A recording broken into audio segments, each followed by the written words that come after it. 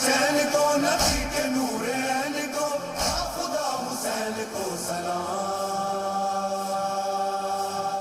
آداب، زی سلام میں آپ کا استقبال ہے. میں ہوں عباس مہدی. آپ دیکھ رہے ہیں ہماری خاص پیشکش اصول کربلا. کربلا آسمان دنیا پر چمکتا ہوا ایک ایسا سورج ہے جو محبان آل محمد علیہ السلام کے لیے تابانی ایمان اور دشمنوں کے لیے آتش جہنم ہے. حق و باطل کے اس عظیم ترین مارکے میں نواسہ رسول نے قربانی کی لازوال مثالیں پیش کر کے دین اسلام کو بقائے دوام بخشی. امام مظلوم نے اپنی عظیم قربانی دے کر دنیا کو یہ پیغام دیا کہ جب بھی، جہاں بھی، جیسے بھی ظلم ہو، زیادتی ہو، دہشت گردی ہو، انتہا پسندی ہو، شدت پسندی ہو، آتنک ہو، ہتیائیں ہوں، اراجکتائیں ہوں، تو تم خاموش مت بیٹھنا. تم ظالم طاقتوں سے خوف مت کھانا، تم ڈر مت جانا، بلکہ تم ظالم طاقتوں سے ٹکرا جانا. تم یہ نہ مت سمجھنا کہ تم اکیلے ہو، تمہاری تعداد بہت کم ہے، تمہارا ساتھ دینے والا کوئی نہیں ہے. نہیں، تم اور تمہاری سچائی باطل طاقتوں سے ٹکرا جائے اور تم یقیناً اس میں فتح حاصل کرو گے اور باطل طاقتوں کو شکست ہوگی. یہی اصول کربلا ہے، یہی مقصد کربلا ہے، یہی پیغام کربلا ہے، یہی صدائے کربلا ہے. آج اسی موضوع پر بات کریں گے.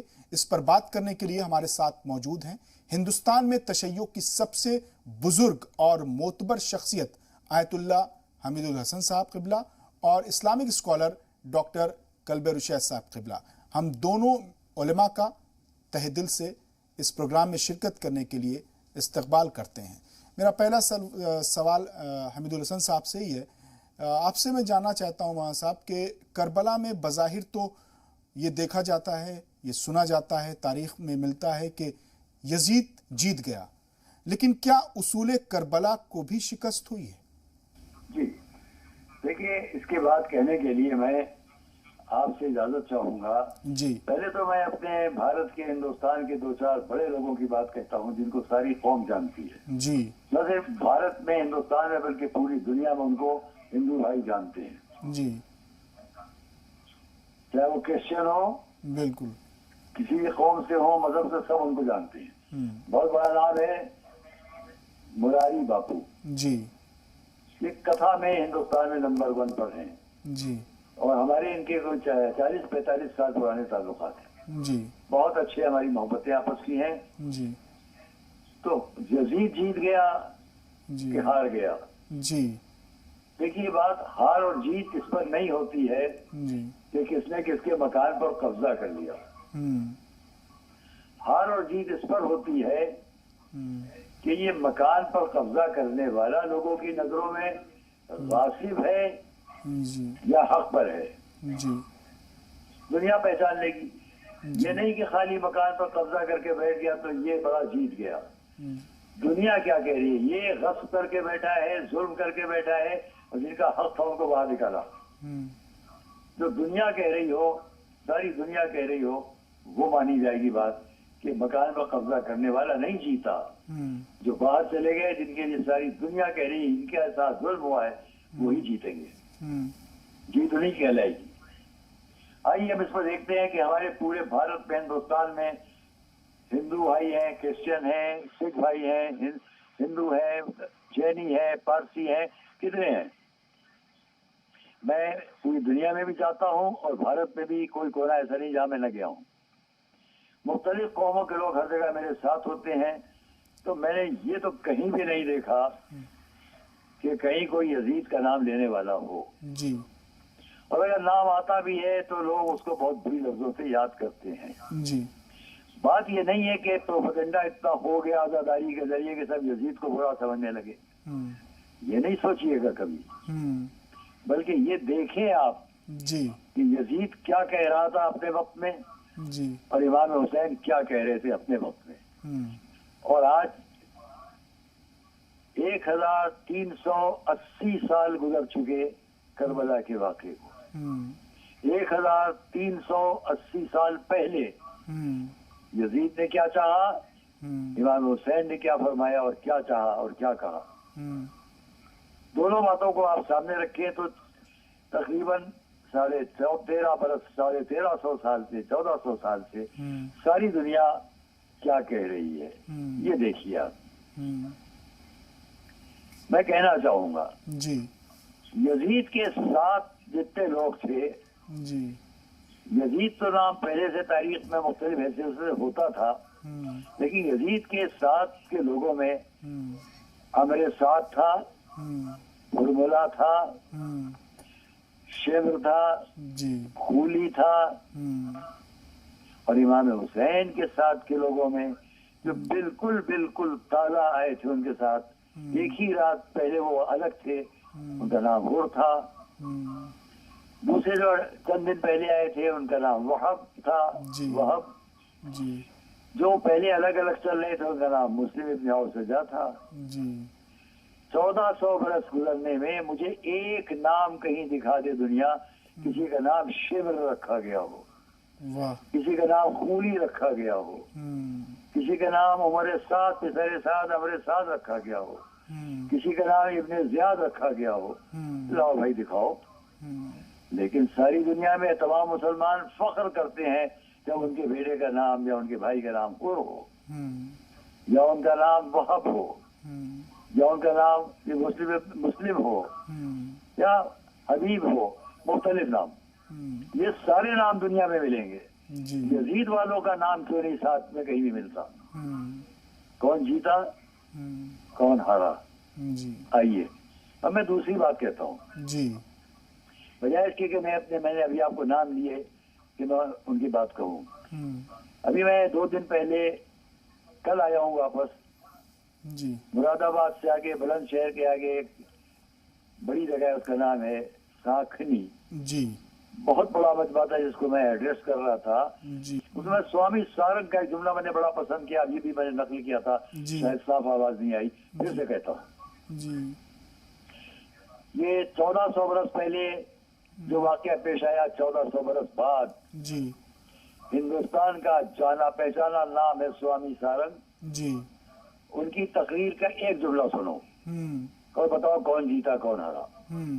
یزید اور اس کی فوجوں نے فرات پر قبضہ کیا، سامنے امام حسین اور ان کے ساتھیوں پر پانی بند کر دیا. جی 13.5 بلکہ 1400 سال پہلے کا یہ واقعہ اب 1400 سال بعد بھارت کے اندر، ہندوستان کے اندر ایک بڑا ہندو رہنما ان کے مذہبی وہ ہمارے ساتھ ہماری تقریر سے پہلے کیا کہہ رہا ہے. ان کی پوری تقریر کی بات نہیں کرتا، ایک جملہ خالی بڑے پیارے انداز میں انہوں نے کہا، وہ میں نقل کر رہا ہوں.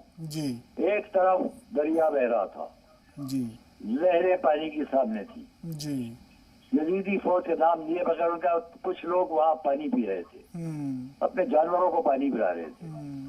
پورے فرات پر ان کا قبضہ تھا، بڑے پانی پی رہے تھے لوگ بڑے آرام سے. سامنے کچھ پیاسے لوگ تھے جن کے پاس پانی نہیں تھا، ان کے بچے بھی پیاسے تھے. اب جملہ سنیے گا. جی اس نے پورے مجمع سے کہا، پورا مجمع ایک دم سے بڑا عجیب اس کی کیفیت ہوئی. سنو، جو پانی پی رہے تھے وہ مر گئے، اور جو پیاسے تھے وہ آج بھی زندہ ہیں. واہ سبحان اللہ. کون جیتا؟ ایک ہندو بھائی 1400 برس پہلے کے واقعے کو بیان کر کے فخر سے کہتا ہے جو پانی پی رہے تھے وہ مر چکے، وہ مر گئے. جو پیاسے تھے وہ نہیں مرے، وہ زندہ ہیں. کیونکہ انسان کی زبان پر اچھائی سے کس کا ذکر آ رہا ہے، برائی سے کس کا ذکر آ رہا ہے. یہ میں نے ان کا جملہ نقل کیا. ایسی نہیں جانے کتنوں کی باتیں. میں اپنی ایک بات اور کہہ کے اس آپ کے سوال کے جواب کو ختم کرتا ہوں جی کہ کون جیتا کون ہارا. یزید اپنے وقت میں امام حسین کے لیے حکم دے رہا ہے اگر یہ بیعت نہ کرے تو ان کا سر کاٹ کے مجھے بھیج دیا جائے. اور ایسے ہی کیا گیا. انہوں نے بیعت نہیں کی، سر کاٹ کے بھیج دیا گیا. کیا ہوا؟ جی بڑے غور سے ساری دنیا کے لوگ میری اس بات کو سنیں گے. جی بھارت میں آج کوئی قصبہ کوئی شہر ایسا نہیں ہے جہاں مسجد نہ ہو. کتنے شہروں میں مسجدیں ہیں، اور کتنے شہروں میں اور گاؤں میں اور قریوں میں اور قصبوں میں امام باڑے ہیں. میں نے دیکھا ہے کہیں کہیں پر کہ صرف 100 آدمی علم لے کر جا رہے ہیں عزادار، اور 50,000 ہندو بھائی چاروں طرف بڑے ادب سے کھڑے ہیں، ان کی عورتیں ان کے بچے. یہ جگہ جگہ ہم نے بھارت میں دیکھا. اب آئیے ہندوستان میں، بھارت میں جگہ جگہ آج مسجدیں ہیں، امام باڑے ہیں، ہر جگہ بہت سی جگہ مسلمانوں کی آبادی ہے، ان کے خاندان قبیلے آباد ہیں. ذرا 1400 برس پیشتر چلیے، 1380 سال پہلے اوپر آئیے. سن 61 ہجری میں امام حسین کا شہادت کا واقعہ ہے. جی 1423 کل سے شروع ہو جائے گا. جی 1443 کل سے شروع ہو جائے گا. جی اس میں آپ مائنس کر دیجئے 60 سال، جی تو غور کیجئے آپ کے 1380 سال پہلے ہندوستان میں کوئی مسجد نہیں تھی. کسی خاندان کا کوئی وجود نہیں تھا جو مسلمان خاندان کسی قریے قصبے میں ہو. جبکہ آج جسے ہم سعودی عرب کہتے ہیں، کل اسے حجاز کہتے تھے. جی اس حجاز یعنی مکے اور مدینے سے لے کر سیریا جس کا آج آپ کہتے ہیں، اس وقت شام، دمشق، جی اگر وہاں سے آپ دمشق آئے تو صحرائے دمشق یا صحرائے حجاز طے کرنا پڑے گا، ڈیزرٹ. شام سے پھر آپ عراق آئیں گے، جی شام کا صحرا عراق تک آپ کو طے کرنا پڑے گا جی اگر آپ بائی روڈ آ رہے ہیں. جی عراق سے پھر آپ آئیے ایران تک، بہت خوشنما، بڑے خوشگوار، بڑے اچھے مناظر. دوسری طرف چلے جائیں آپ اسی شام سے تو لبنان چلے جائیں گے. جی میرا کہنا یہ کہ مکے اور مدینے سے لے کے شام، حجاز، وہاں لبنان، ایران، اس کے بعد ترکستان، ان تمام غرب، الجزائر، ان تمام جگہوں پر مسجدیں تھیں.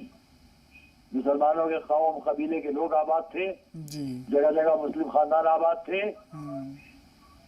غور کریے دنیا کہ ہزاروں میل کی پٹی پر، بیلٹ کے اوپر، سینکڑوں میل کی بیلٹ کے اوپر مسجدیں ہیں، خاندان مسلمانوں کے ہیں، جگہ جگہ قبیلے آباد ہیں، مکہ ہے، مدینہ ہے. جی بھارت میں کچھ نہیں ہے، جی نہ کوئی مسجد، نہ کوئی مسلم خاندان، نہ کوئی قوم، نہ قبیلہ. صرف اس وقت کی قومیں یہاں جو غیر مسلم ہیں وہ آباد ہیں. اب سنیں دنیا، یہ میرا اپنا کہنا ہے. جی امام حسین نے جب دیکھ لیا کہ یہ لوگ سوائے جنگ کے اور کچھ نہیں چاہتے، اور آپ جنگ کے لیے نہیں گئے ہیں، اگر جنگ کے لیے جاتے تو عورتیں بچے آپ کے ساتھ نہ ہوتے. بالکل میں اگر اس کو بیان کروں تو آپ کی آنکھیں نم ہو جائیں گی. بے شک. ابھی شاید میں بعد میں بیان کروں گا جب آپ سوال کریں. جی یہاں میں اتنی بات کہوں گا، امام حسین مکے اور مدینے سے لے کر شام، لبنان، عراق، ایران، کہیں کوئی ہر جگہ خاندان مسلمانوں کے ہیں، مسجدیں ہیں، سب ہے. ہندوستان میں کوئی نہیں، مگر کیا فرمایا ہمارے آپ کے امام نے، جب دیکھ لیا جنگ ہونا ہی ہونا ہے، جی تب اس جنگ سے سب کو بچانے کے لیے، کوئی خوف نہیں ہے آپ کو، اس جنگ سے بچانے کے لیے آپ نے کیا فرمایا؟ ہسٹوریکل جملہ ہے، تاریخی جملہ ہے. امام حسین نے فرمایا اگر کچھ نہیں تم لوگ کر سکتے ہو تو مجھے کہیں بھی چلا جانے دو، مجھے ہند یا سندھ چلا جانے دو. جی یہ ہند یا سندھ کی لفظ فرما کر جہاں کوئی مسلمان نہیں تھا، جہاں کوئی مسجد نہیں تھی، جہاں کوئی قبیلہ ہمارا نہیں تھا، امام حسین نے اس جگہ کو چھوڑنے کی بات کہی جہاں قدم قدم پر مسجدیں تھیں، بڑے بڑے آثار تھے اسلامی، ان سب کو چھوڑ کر اس جگہ آنے کی بات کیوں فرمائی؟ تاکہ رہتی دنیا تک انسان سمجھ لے اسلام پہلے انسانیت کو بچاتا ہے، انسانوں کو بچاتا ہے، جنگ کے ذریعے تباہ نہیں کرتا ہے. امام حسین نے ہندوستان کا لفظ ہند یا سندھ کا لفظ فرما کر آپ نے سمجھا دیا کہ مذہب سے اوپر انسانیت ہے، مذہب کی تفریق میں آ کے انسانیت کو برباد مت کرو. دیکھو میں اس جگہ کو چھوڑ دوں گا جہاں تم سب ہو، اور وہاں چلا جاؤں گا جہاں تم میں سے کوئی نہیں ہوگا. بالکل. موہن صاحب ایک سوال اور اس میں پیدا ہوتا ہے، یہ اس کی قیمت ہے آج، جی یہ اس کی قیمت ہے آج جو پورے بھارت کے کونے کونے میں ہمیں حسین کا نام دیا جاتا ہے. بے شک بے شک. یہ انہوں نے سمجھ لیا. جی کون جیتا؟ اگر یزید جیتا ہوتا جی تو یزید کے نام کی کوئی ایک کوٹری دکھلا دو، کہیں پر چھپر دکھا دو پورے بھارت میں. بالکل. وہ امام باڑے خالی ہمارے لکھنؤ کے اندر ساری دنیا دیکھنے آتی ہے. عاصم امام باڑے، اس کو بڑا امام باڑہ کہا جاتا ہے، جس میں بھول بھلیاں کہی جاتی ہیں. بالکل. ایک یہ تو بہت بڑا ہے، بادشاہ کا بنا امام باڑہ ہے. بالکل. لیکن دیہاتوں میں جاؤ، قریوں میں جاؤ، قصبوں میں جاؤ، وہاں جا کے دیکھو گے غریب گھرانے کے اگر وہ چھپر میں رہ رہا ہے تو اس کے اندر بھی اس کونے میں اس نے وہ جگہ سجا رکھی ہے جہاں وہ امام حسین کا نام لے گا. بے شک یہ ہے بے شک. مولانا صاحب ایک سوال پیدا ہوتا ہے. آپ نے کہا کہ جب چاروں طرف سے راہیں مسدود ہو گئیں اور صلح اور سمجھوتے کے کوئی راستے نظر نہیں آئے تو امام حسین علیہ السلام نے کہا کہ مجھے راستہ دو، میں ہند جانا چاہتا ہوں. تو کیا اس وقت کوئی نہیں تھا جو ان کی اس رائے پر توجہ دیتا، ان کی اس بات پر توجہ دیتا؟ نہیں، آپ کے سامنے یہ کس وقت یہ ساری بات ہو رہی ہے جی. جب چاروں طرف سے یزیدی فوجیں گھیرے ہوئے تو ان کا جواب کیا تھا؟ نہیں، ہم تمہیں کہیں بیعت کرو. تو آپ نے بتا دیا کہ بیعت تو نہیں کی جائے گی تم جیسے انسان کی جس کے ہاتھ کی لکیروں میں معصوموں، مظلوموں، بے کسوں، انتہائی مجبوروں کا خون اس کے ہاتھ کی لکیروں میں بہ رہا ہو. اس ہاتھ کے ہاتھ پہ کیسے امام حسین ہاتھ دے سکتے تھے؟ وہ جو رسول کا نواسا تھا، جہاں ایک غلام ملک سے، جہاں پر ایک قیدی عورت تو بہت حقیر سمجھی جاتی تھی اس زمانے میں بھی ہر جگہ، لیکن اسلام نے عورت کی عزت کیا پیش کی؟ میدان جنگ سے کوئی قیدی بنا لیا جائے وہ ذلیل اور حقیر سمجھا جاتا تھا. عورت اور زیادہ، اور پھر غیر مسلم ہو. حاتم طائی کی بیٹی میدان جنگ سے قیدی بنا کر ہمارے حضور کے پاس لائی گئی، راستے بھر چپ رہی. جب رسول کے پاس پہنچ گئی تب اس نے سر اٹھایا، آواز دی، یا رسول اللہ، میرا باپ بھوکوں کو کھانا کھلاتا تھا، غریبوں کا، محتاجوں کا دکھ دور کرتا تھا، ان کو لباس دیتا تھا، ان کی احتیاج کو پورا کرتا تھا. جب یہ سب اس نے کہہ لیا تو حاتم طائی مر چکا ہے، مسلمان نہیں تھا، اسلام پر نہیں تھا، ایک سخی نام ہے بس. حضور نے کیا فرمایا؟ خلوا عنہا، اسے چھوڑ دو، آزاد کر دو. فإن أباها يحب مکارم الاخلاق، اس کا باپ وہ تھا جو مکارم اخلاق کو پسند کرتا تھا. مکارم اخلاق کی لفظ ذہن میں رکھیے کہ امام حضور نے فرمایا ہے انی بعثت لأتمم مکارم الاخلاق، میں صرف اس لیے نبی بنا کر بھیجا گیا ہوں کہ اخلاق کی بلندیوں کی تکمیل کروں. تو حضور نے ایک جانے والے غیر مسلم کے لیے کہا وہ اخلاق کو پسند کرتا تھا، بلندیوں کو اخلاق کی پسند کرتا تھا، یعنی بھوکوں کو کھانا کھلاتا تھا، بے لباسوں کو لباس پہناتا تھا، مجبوروں کے احتیاج کو دور کرتا تھا. اور پھر اس کی بیٹی کو جو میدان جنگ سے لائی گئی ہے، قیدی ہے، غیر مسلم ہے، عورت ہے، ساری وہ باتیں جمع ہے کہ جس پر ایک انسان کے اس کو تو بڑا حقیر ہو جانا چاہیے تھا. آپ نے فرمایا اے علی، اسے گھر میں لے جاؤ، سب سے ملواؤ اور احترام سے اس کو اس کے گھر تک، اس کے خاندان تک، اس کے قبیلے تک پہنچا دو. یہ حضور نے کیوں فرمایا؟ قرآن کریم کی ایک آیت میں آپ کے سامنے اور نقل کرتا ہوں جی، اس کو آپ سنیں اور جہاں ساری دنیا سنے، ہمارے ہندو بھائی بھی جو مسلمان جو نہیں ہے وہ سب بھی سنیں، چاہے وہ کرسچن ہو چاہے وہ سکھ ہو، سنیں جہاں پہ یہ کہا جا رہا ہے کہ وَإِنْ أَحَدٌ مِّنَ الْمُشْرِكِينَ اسْتَجَارَكَ فَأَجِرْهُ حَتَّى يَسْمَعَ كَلَامَ اللَّهِ ثُمَّ أَبْلِغْهُ مَأْمَنَهُ ذَلِكَ بِأَنَّهُمْ قَوْمٌ لَا يَعْلَمُونَ. کیا ہے؟ اے رسول، میدان جنگ سے اگر ایک بھی غیر مسلم، میں اس میں بہت کچھ بول چکا ہے کہ آج کا بڑا اعتراض چلتا ہے غیر مسلم کے لیے یہ کہو وہ کہو، قرآن نے یہ کہا، قرآن مجید نے وہ کہا، میں نے اس کے سب پہ جوابات دیے. یہاں خالی اس موضوع کو سامنے رکھ کے بات کر رہا ہوں. اے رسول، اگر ایک بھی غیر مسلم مشرک آپ کے پاس پناہ لینے کے لیے آ جائے تو اس کو پناہ دو، یہاں تک کہ وہ اللہ کا کلام تم سے سن لے، اور پھر اس کو اس کے امن کی جگہ پہنچا دو. یہ نہیں کہ پہنچوا دو، پہنچا دو، اس لیے کہ یہ وہ لوگ ہیں جو کچھ جانتے نہیں ہیں. تو عمل حضور کا کیا ہے کہ ایک اگر جنگ سے، میدان جنگ سے قیدی عورت لائی گئی، اس کو اس کے گھر تک پہنچوا دو. علی، یہ عمل ہے اسلام کا. بالکل بالکل مولانا صاحب. امام حسین کے پاس حر واپس آتا ہے شب عاشور گزرنے کے بعد جو کربلا تک لائے تھے، وہی حر صبح عاشور امام کے پاس آتے ہیں، قدموں پر سر رکھ کے پوچھتے ہیں فَهَلْ لِي توبہ، مولا کیا میری توبہ قبول ہو سکتی ہے؟ اللہ اکبر. امام نے جھک کر ان کے شانوں کو پکڑا، اٹھایا، سینے سے لگایا، اے حر تم تو یہاں بھی آزاد وہاں بھی آزاد. اللہ اکبر. کیا اثر تھا اس حر پر جو راستے بھر ساتھ رہا تھا. یزید تو ایک منٹ بھی امام حسین کے ساتھ نہیں رہا کبھی، وہ کیا جانے امام حسین کون سوائے عداوت و دشمنی کے جو اس کو خاندانی حاصل تھی. اور تو سارے راستے ساتھ رہا نا, بالکل. نمازیں ساتھ دیکھتا رہا کہ نمازیں ہو رہی ہیں, کس طرح شان کس طرح چل رہے ہیں, کیا سارے حالات سے امام حسین نہیں ان کے ساتھ سب لوگوں کے دیکھے اس نے. جب کربلا تک آ گیا, پہلی محرم دوسری محرم کو امام پہنچے, 2 محرم 3 محرم 4 محرم 5 محرم 6 7 8 9, اب رات گزرنا شروع ہوئی, ساری رات گزر گئی, صبح کا وقت ہے, صبح عاشور ہے, جس کے بعد یہ کربلا کا واقعہ شہادتوں کے حساب سے ختم ہوگا.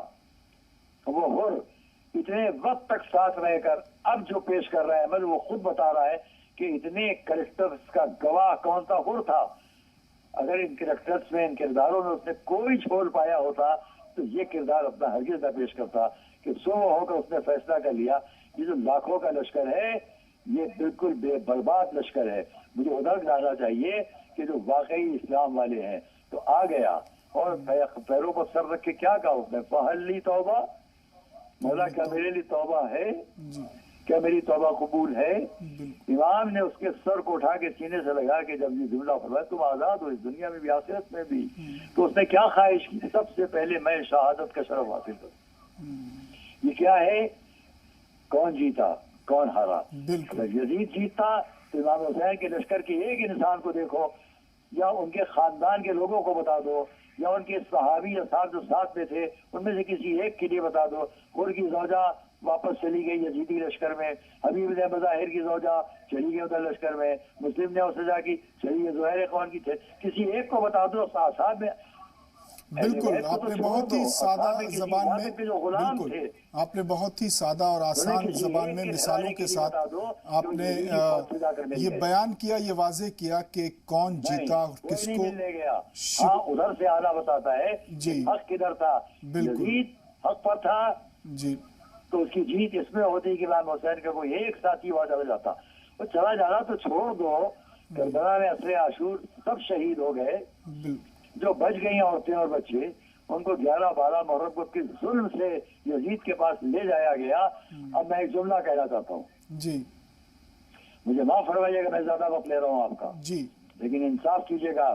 یزید کے سامنے عالم یہ ہے کہ ایک طرف نیزوں پر وہ سر کٹے ہوئے بلند ہیں جو کربلا سے لائے گئے ہیں, اور ساتھ میں وہ عورتیں کھڑی ہیں جن کے بازوؤں میں رسن بندھی ہے. ایک کم سن بچہ بہت نورانی چہرہ یزید کے سامنے کھڑے ہو کر یہ فرما رہے ہیں, کون ہے یہ, میں آپ کے پاچویں امام محمد باقر علیہ السلام, او یزید اگر رسول خدا ہوتے اور وہ اپنے گھر کے لوگوں کو اس شان سے کھڑا ہوا دیکھتے تو بتاؤ ان کا کیا, ان پر کیا گزرتی. اب یزید متوجہ ہوا اس بات کی طرف کہ کیا حالت ہے کہ تمام بیویاں ایک رسم میں بندھی ہوئی ہیں. تو اس نے حکم دیا یہ رسم کھول دی جائے. تو خیال کرو کہ کربلا سے یزید کے دربار تک کتنا وقت گزرا, اور ان بیویوں کے بازو رسی سے بندھے ہوئے, وہ کہاں چلی جائیں گی. وہ بے شک یہ ظلم کی حد تھی کہ نہیں تھی. میں دوسری بات کہنے کے لیے کہہ رہا ہوں, کون جیتا کون ہارا. کچھ دیر نہیں گزری تھی کہ رسول کی نواسی امام حسین کی بہن, یزید کا بھرا دربار, اور اس میں ایک مرتبہ جب کچھ وقت گزر گیا, میں سب چھوڑتا ہوں باتیں, بس اتنا آپ نے کہا, او یزید جس کے ساتھ فوج ہے, پرچم اس کی حکومت کا کہاں کہاں لہرا رہا ہے, بہت طاقت ہے دنیاوی اعتبار سے. کربلا میں سب کو شہید کر دینے والے کے بعد ان کے گھرانے کے لوگ قیدی بن کر سامنے ہیں. تشت طلا میں سونے کے تشت کے اندر امام حسین کا سر رکھا ہوا ہے. دل پھٹتا ہے بیان کرتے ہوئے. دنیا سوچے کہ جس کی بہن سامنے کھڑی وہ اپنے بھائی کا سر دیکھ رہی ہے. اس کے بعد کیا جملہ ہے, جسی سے فیصلہ کر لو کون جیتا کون ہرا. او یزید فکت قیدک بأسے سائک بجد جہدک.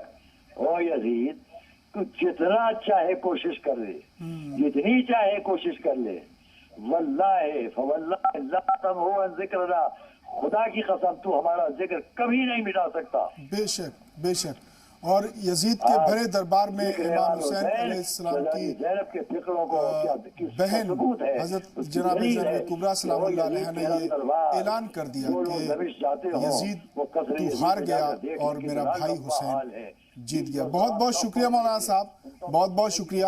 ہم آپ سے اور بھی گفتگو کرتے لیکن وقت اجازت نہیں دے رہا ہے۔ آج اصول کربلا میں بس اتنا ہی۔